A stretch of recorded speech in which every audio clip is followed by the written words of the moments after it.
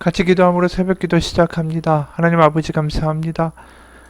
오늘도 하나님 앞에 나아가는 이 시간이 하나님의 생수를 맛보는 시간, 하나님의 은혜, 하나님이 어떠한 분이신지를 아는 시간, 그래서 돌이키는 시간, 그래서 하나님을 더 사랑하게 되는 시간 되게 도와주옵소서. 예수님 이름 받들어 기도합니다. 아멘. 오늘은 민수기 19장 11절에서 22절까지의 말씀입니다. 민수기 19장 11절에서 22절까지의 말씀입니다. 사람의 시체를 만진 자는 이래 동안 부정하리니 그는 셋째 날과 일곱째 날에 잿물로 자신을 정결하게 할 것이라.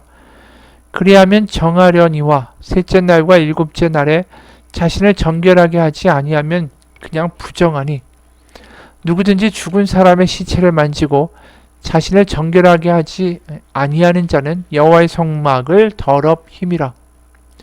그가 이스라엘에서 끊어질 것은 정결하게 하는 물을 그에게 뿌리지 아니하므로 깨끗하게 되지 못하고 그 부정함이 그대로 있음이니라. 장막에서 사람이 죽을 때 법은 이러하니 누구든지 그 장막에 들어가는 자와 그 장막에 있는 자가 이래 동안 부정할 것이며 뚜껑을 열어놓고 덮지 아니한 그릇은 모두 부정하니라.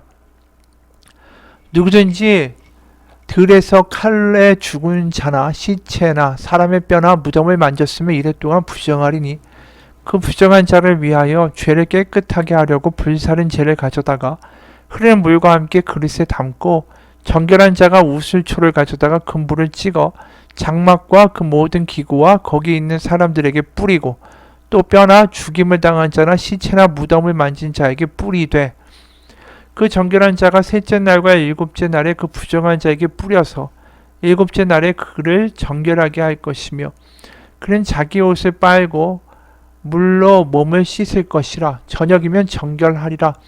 사람이 부정하고도 자신을 정결하게 하지 아니하면 여호와의 성소를 더럽 힘이니 그러므로 회중 가운데서 끊어질 것이니라. 그는 정결하게 하는 물로 뿌림을 받지 아니하였은즉 부정하니라. 이는 그들의 영구한 율례니라. 정결하게 하는 물을 뿌린 자는 자기의 옷을 빨 것이며 정결하게 하는 물을 만지는 자는 저녁까지 부정할 것이며 부정한 자가 만진 것은 무엇이든지 부정할 것이며 그것을 만지는 자도 저녁까지 부정하리라. 아멘. 오늘은 실질적으로 정결하게 하는 이 재를 만들고 그걸 흐르는 물에 타서 그걸 시체나 어떤 그 죽은 이의 뼈나 이런 것들에게 접촉하게 한 이들을 정결하게 하는 장면이죠.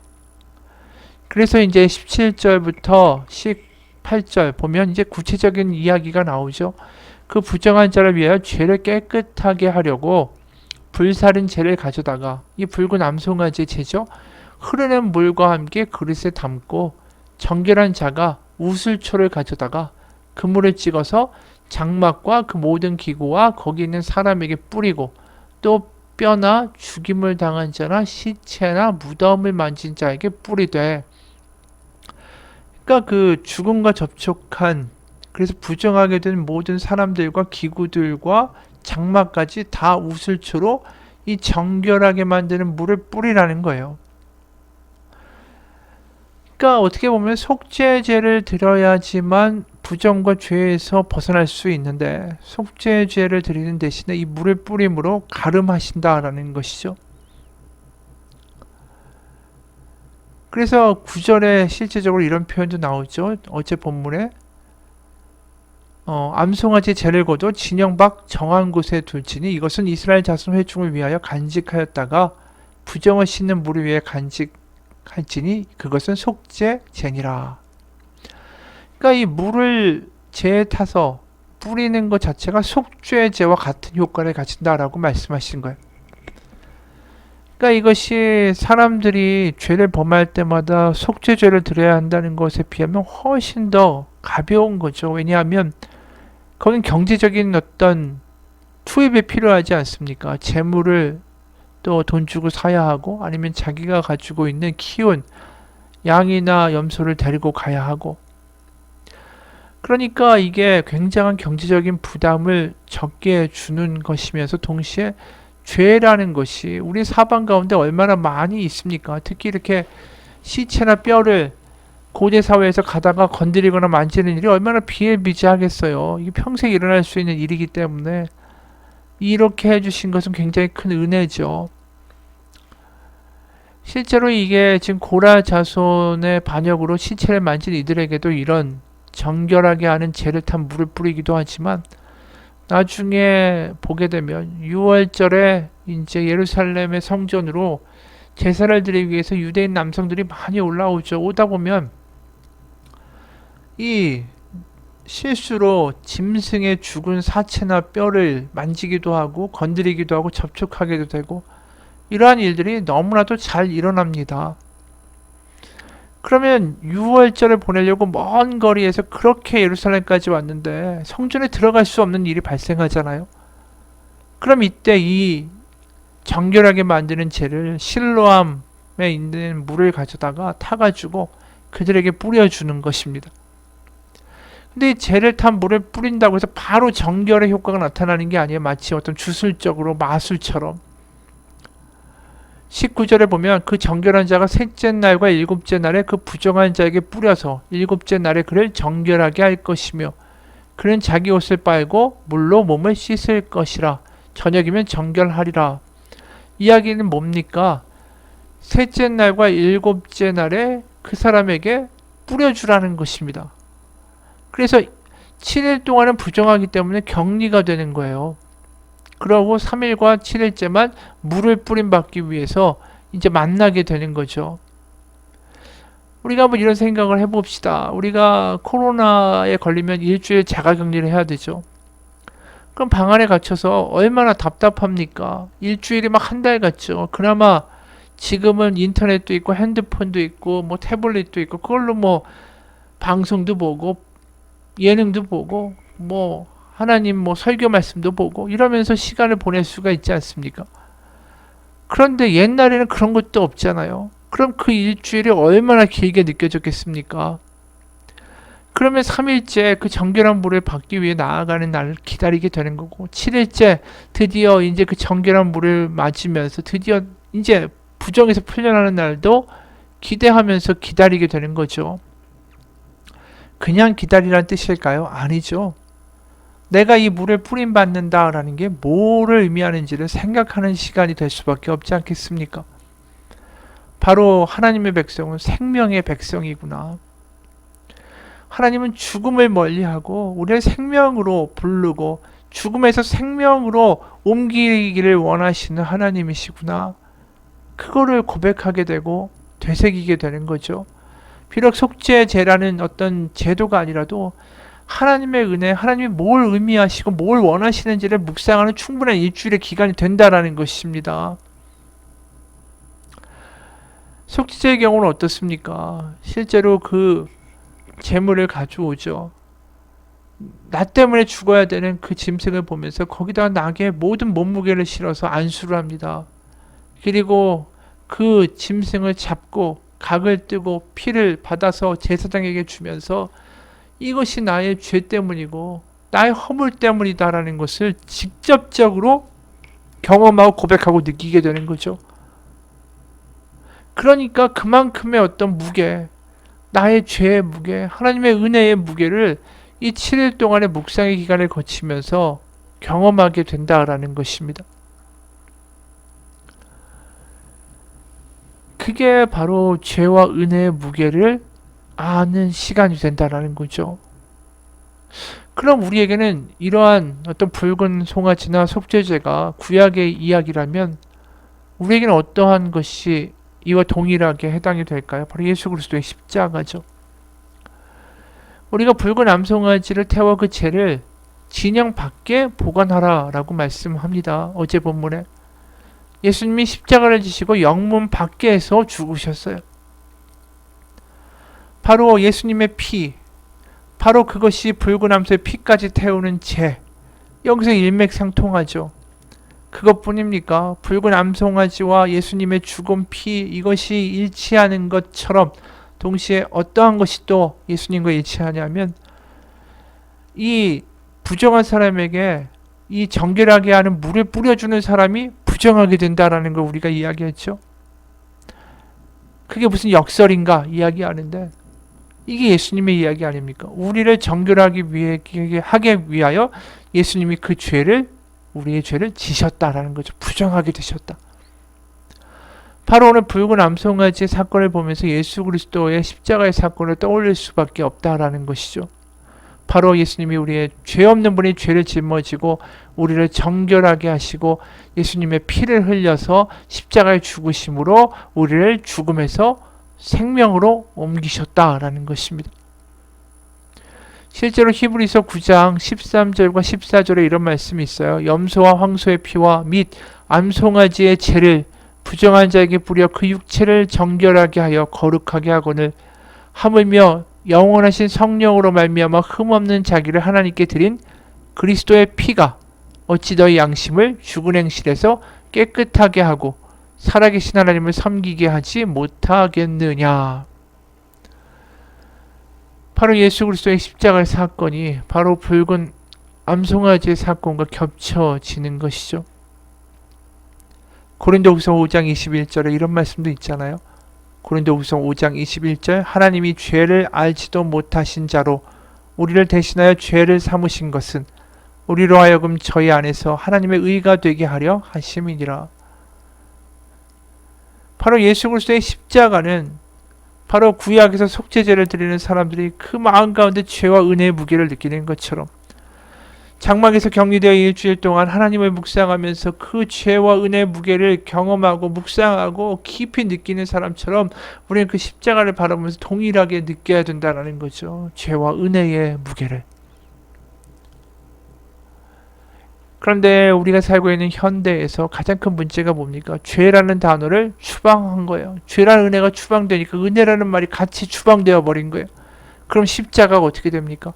우리의 삶에서 십자가가 사라져 버리는 거죠. 바바라 브라운 테일러라는 분이 이런 말 합니다. 죄라는 단어 불편합니다. 하지만 죄라는 단어가 있을 때 우리는 오직 하나님만이 우리의 유일한 희망임을 고백하게 됩니다. 죄가 나의 모국어고 나의 뼛속 깊숙이 들어있는 것임을 인정할 때, 그리고 지금 내 모습과 하나님이 창조하신 본래의 내 모습이 얼마나 동떨어져 있는지를 알 때, 그 간극이 얼마나 큰지를 아파하며 그렇게 다시 살고 싶지 않다라고 결단하는 그 순간에 우리는 그때서 거듭남을 알게 됩니다. 어제까지 내가 아닌 새로운 내가 되어야 하는 새로운 삶으로의 여정, 죄에서 사망에서 생명으로 성령으로 옮겨지는 놀라운 새로운 여정의 시작이 바로 그때 시작됩니다. 우리가 죄인이라는 고백, 죄라는 것의 무게를 알게 될 때 은혜의 무게를 알게 된다는 거고, 거기서 십자가가 무엇인지를 알게 된다는 것입니다. 여전히 죄란 말은 살아있어요. 죄라는 말이 우리 가운데 존재할 때만이 우리는 제대로 우리의 문제가 무엇인지를 알 수 있게 된다는 거죠.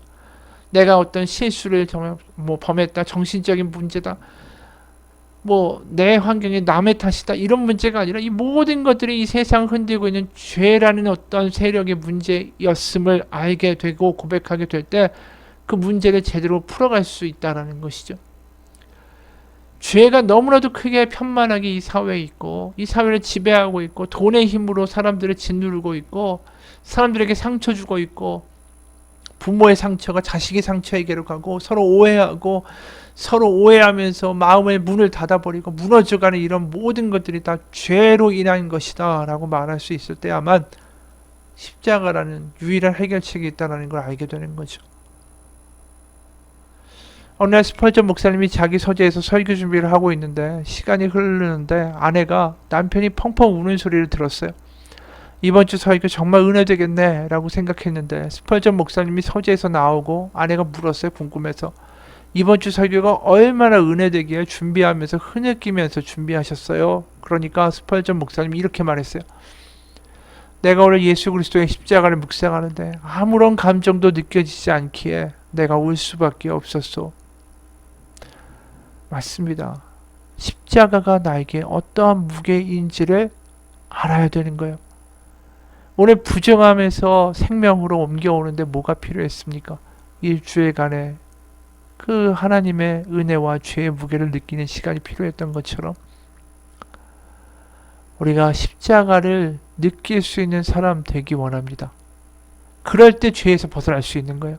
부정에서 벗어날 수 있고 달라진 삶을 살 수 있다라는 것이죠. 왜요?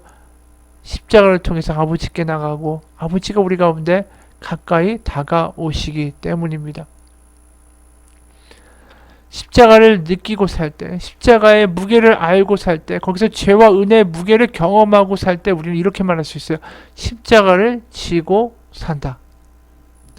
예수님이 이런 이야기 하셨죠. 십자가를 지고 나를 따르라. 제자가 되려면, 나를 따르려면 십자가를 지고 따라오라고 하셨어요. 그 말씀을 문득 우리가 들을 때 어떻게 생각합니까? 와, 이거 순교하기까지 가는 희생적인 믿음, 어떤 헌신의 믿음, 십자가를 져야 되겠다, 이런 이야기로 생각하면서 때론 부담을 느끼게 되지 않습니까? 그런데 십자가를 진다는 건 다른 게 아니에요. 주님의 십자가의 무게가 어떠한 것인지를 내가 느낄 수 있다면, 그 십자가의 무게를 내가 경험할 수 있다면 난 이미 십자가를 지고 사는 사람이에요. 그 십자가를 보면서 하나님의 은혜와 내 죄의 무게를 이미 느끼고 살면서 십자가가 내 마음 가운데 박힌다면 이미 십자가를 지고 사는 사람이죠. 그 십자가의 무게가, 능력이, 죄의 무게와 은혜의 무게가 느껴지기 때문에 그 사람은 예수님의 십자가하고 상관이 없는 사람이 아닙니다. 십자가를 지고 사는 사람이에요. 그게 거룩함으로 가는 길이고 부정에서 벗어나는 길이라는 것입니다. 그리고 그것이 십자가를 사랑하는 사람이고 하나님을 사랑하는 사람이에요. 여러분, 십자가를 보면서 우리 가운데 뭔가 느껴지지 않는다면 오늘 우리가 보는 본문에서 일주일 동안 격리되어 그 우슬초로 정결하게 하는 물을 뿌려질 때 거기서 하나님을 묵상하고 죄와 은혜를 경험하게 되는 사람, 그 사람의 이야기가 우리하고 멀게 느껴질 수밖에 없어요. 일주일 동안 묵상하고 속죄제를 드리면서 그 짐승을 잡고 피를 보고 각을 뜨면서 느껴지는 그 절절한 느낌, 죄의 무게의 느낌, 그럼에도 불구하고 우리를 용서하시며 우리를 끌어안기 원하시는 하나님의 은혜의 무게, 그것이 십자가 가운데 경험되기 원합니다. 십자가의 무게를 경험하는 사람, 십자가를 지는 사람, 바로 그 사람 가운데 하나님의 은혜가, 하나님의 회복이, 하나님의 임재가 경험될 것입니다. 그리고 그 사람을 통하여 십자가를 지는 사람, 주님의 십자가의 무게를 아는 사람을 통하여 가정과 교회와 일터가 회복될 거예요. 그것이 하나님의 능력이 있습니다. 그것이 십자가의 능력입니다. 같이 기도하겠습니다. 하나님 아버지, 십자가를 너무나도 그냥 교회 앞에 달려있는 것, 그냥 일주일마다 교회 나와서 바라보는 것, 그렇게 느끼고 살아갈 때 우리는 여전히 십자가의 무게를 알지 못하는 것입니다. 십자가에서 우리의 죄의 무게와 은혜의 무게를 아는 사람, 십자가의 무게를 경험하는 사람, 십자가를 지고 살아가는 사람, 바로 하나님의 은혜가 얼마나 큰지, 나의 허물에도 그것을 덮는 바다와 같은 은혜가 얼마나 한량없는지, 그 십자가를 경험하는 사람마다 하나님의 거룩한 사람이 되고, 거룩한 이들이 가는 곳마다 하나님의 거룩함이 세상과 가정과 일터와 직장과 우리의 밟는 땅마다 일어나게 될 것입니다. 하나님, 우리가 하나님의 거룩함을 세상 가운데 전염시키는 사람 되기 원합니다. 하나님의 십자가의 능력을 경험하고 거기서 은혜를 받아 세상과 가정을 변화시키는 하나님의 은혜의 통로가 되게 하여 주옵소서. 예수님 이름 받들어 기도합니다. 아멘. 하늘에 계신 우리 아버지, 아버지의 이름을 거룩하게 하시며 아버지의 나라가 오게 하시며 아버지의 뜻이 하늘에서와 같이 땅에서도 이루어지게 하소서. 오늘 우리에게 일용할 양식을 주시고 우리가 우리에게 잘못한 사람을 용서하여 준 것 같이 우리 죄를 용서하여 주시고 우리 시험에 빠지지 않게 하시고 악에서 구하소서. 나라와 권능과 영광이 영원히 아버지의 것입니다. 아멘.